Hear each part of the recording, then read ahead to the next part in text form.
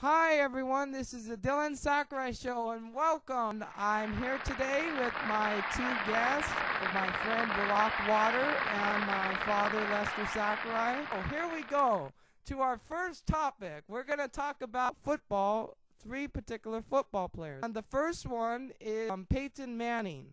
Now, I know that Peyton Manning is an older player in NFL, but Barack, tell me, how would you feel knowing that Peyton Manning, the best quarterback some people say, makes the Hall of Fame? Well, I would feel quite satisfied that justice has been done. He's worked long and hard for it. I think he deserves it. And how would you feel? Well, he's one of the best quarterbacks every year, so yes, he should go in the Hall of Fame. Okay, and the other person is Aaron Rodgers. Now, same question for Aaron Rodgers. Now, Aaron Rodgers is more newer, starting quarterback for the Green Bay Packers currently. I think he has a longer road to go to make it to the Hall of Fame. I think that if he reaches his full potential, which he has not yet, I think he has a good shot.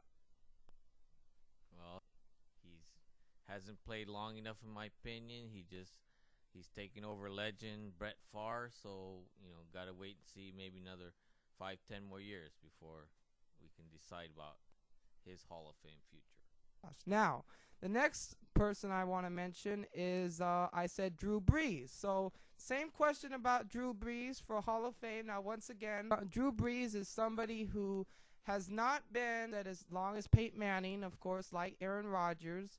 Another starting quarterback, and it happens to be for New Orleans Saints. Go ahead. Well, I think he's kind of new. He hasn't really hit his stride as a player yet. I think that in future years we'll be able to see what his potential is and what he'll do with it. Well, I think he's got set a record for the most consecutive 3,000 yards, but during that time I don't think he played on enough teams that were doing well in the season to get that kind of respect. So maybe his statistics might allow him to get into the Hall of Fame, but not based on his team's performances. Now, this is the last question about the football, about my best friend of all time, Herman D. Jones II. Somebody who never made the NFL, who never got to be seen on TV by the nation of America. But he had a great chance, and the question that I asked was when he played for Santa Monica College for some time, and then he played for this high school, I think St. Bernard in Playa del Rey, the two positions at which he was. And in college, he was a strong safety for Santa Monica College. In high school, he was the defensive tackle, the one who tried to sack the quarterback. He got recruited to junior college. Obviously, he got to do one more level. That's a big step in a direction. He told me he got a lot of sacks, and we all obviously didn't see that. Am I correct? Am I correct? I have never seen him play. Me either. Okay, so we're going to give our opinion on how we feel he would be if he did make the NFL. Okay, here we go. Well, I would say given his build and his physique, I would really cast him more in the role of a basketball player or a long-distance runner. That's where I think he would really shine. In football, I could say he could be a good player, but I would not think that in football he would be outstanding just by what nature gave him. Well, you said if he makes it to the NFL, which means any player makes it to the NFL is good enough for me. They have a chance to become a Hall of Famer someday. You never know. Okay, so everyone, since I mentioned he's my best friend ever, I'm going to say my opinion, and that is I am in a way happy about it, because if that had happened, I probably would have never met him myself. And another thing quick question I want to ask to both of you.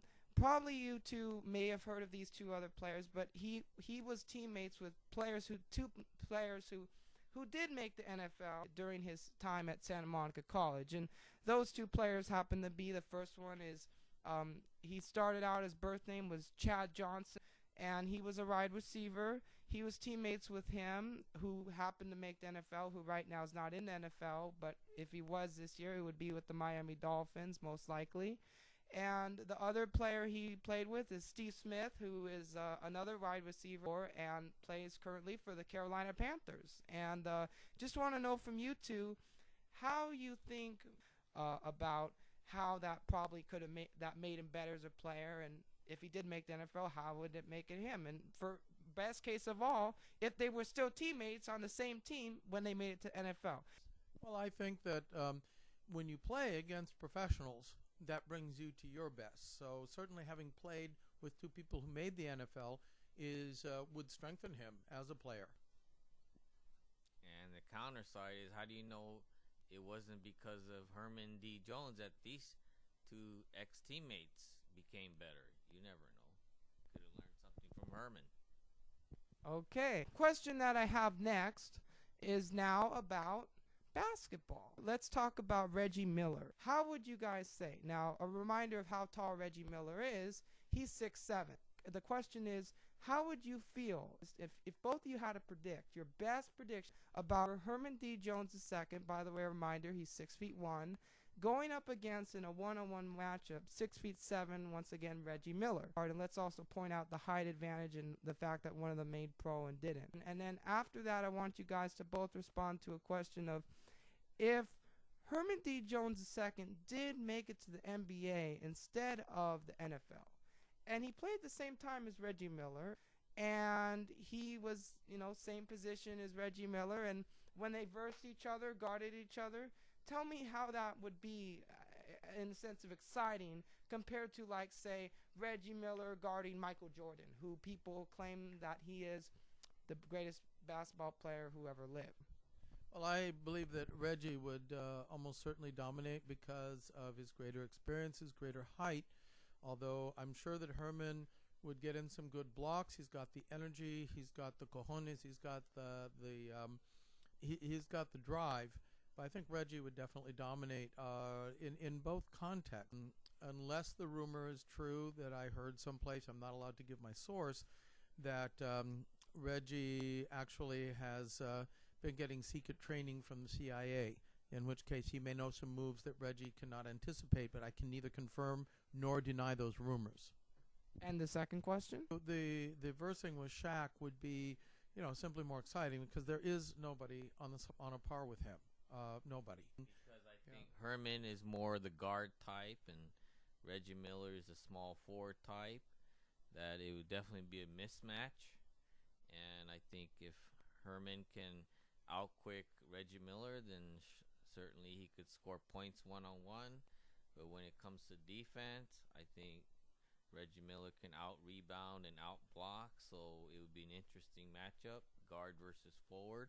And then the second question, I think I would rather see Reggie versus Shaq because they're known players. They're known former all-NBA players. So the question now is, if we could have Shaquille O'Neal and Reggie Miller and Michael Jordan all at the same time versus Herman, those three players versus only Herman D. Jones II. And I want to know what you two have to say. Let's talk about how Herman D. Jones II would handle that on offense and on defense. How good would he be in the game? Give a number from 0 to 100 about blocks and all that on defense. Everyone you guys know on defense, and then on offense. Overall rating, basically, 0 to 100. Well, I'd say, for blocking, probably about 30%. I don't know how good his reflexes are. If he had faster reflexes than them, then he'd have, an advantage there. But being outnumbered and dominated in height and in skill, he again, unless he's been learning some special moves from the CIA, which would probably be. And let's not forget the height matchups. We have Shaquille O'Neal, 7'1", we're talking about, Reggie Miller, 6'7", and Michael Jordan, 6'6", going against 6'1" and Herman D. Jones II. I mean, we're talking about three people taller, all taller than Herman D. Jones II. Go ahead and continue response with on defense. Right. So I mean, quite frankly, it's such a mismatch. I think he may be able to block a little bit. His best shot would be to try to position himself so that he draws them into each other's ways. He's dominated in height. He's dominated in numbers. He's dominated in experience, and so his only hope would be if he could force them somehow, trick them into getting in too close to each other. In terms of offense, I would say more like a 10. He might manage to get a shot off here and there. I'll give him some credit, but I think he's just too outmatched here. I just don't think he could do anything. And like I said, nobody knows for sure if those rumors about the CIA are true. If they are true, he definitely won't be seen in professional sports. He'll probably appear to drop out of sight, and rumors will spread that he has actually been deceased when actually he'll be on assignment someplace that he could tell us, but he'd have to kill us. Well, I would say on defense, just play hack-a-shack the whole time. It's your only prayer and hope. And on offense, just shoot prayers. That's it. Now we're going to talk about a little bit about the baseball thing. And everyone, just so you know, we have a surprise thing coming up after this baseball question. So the question is, we're pretending, we're just imagining the situation here. We're talking about Herman D. Jones II, a pitcher. He's right-handed, I already know that. Going up against Barry Bonds, who's a retired baseball player, and we all, sometimes most of us refer to him as the cheater because he took steroids, which was proven. But let's just say Herman D. Jones II, he's pitching to Barry Bonds, trying to strike him out, of course. How do you feel if Herman D. Jones II had the opportunity to be a right-handed pitcher going up against Barry Bonds, who I believe was left-handed? So him going up against the opposite, which tends to always be better. How would you feel about, how Herman D. Jones II could go against trying to strike out guy who has the most unofficial official record in home runs? Just tell me how you feel that would go. Okay, well, I think that Herman D. Jones II might manage to, maybe get one, possibly two strikes on him. But I think in the end, Barry Bonds would score. I do not believe that Herman D. Jones II would be able to actually strike him out. Okay, and your reaction? Well, if you're talking about just one pitcher facing one batter one time, then a strikeout is definitely possible. But when you face the batter many, many times throughout the course of a season, then sooner or later Bonds will hit one out on you. Okay, and now for the funniest questions, best for last, that I have saved. In sports, most people compare a player to the other, or this or that, or whatever stats and all that. Well, this time we've got situations to compare, and one of them isn't even have to do with sports. The other one has to do with TV show experiences. How somebody acting on a TV show compared to this sports moment. So the question is, tell me which one would you say is better? The way Miley Cyrus performed when she did the TV show Hannah Montana, as we all know, and that also includes the Hannah Montana movie, which was also made based on the TV show.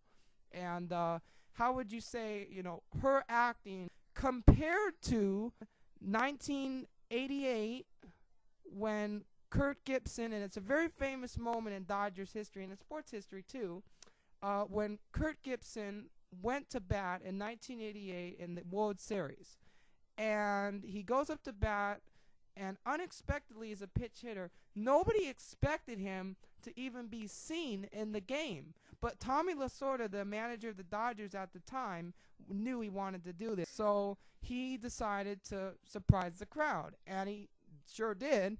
And he has Kurt Gibson, pitch hitter, and he goes up against Dennis Eckersley. So about the fourth pitch, and Dennis Eckersley throws the ball, and boom, an unexpected Kurt Gibson home run, which is how they won that game, and it led to the leading of the victory, and then the Dodgers having the World Series championship. Here we go.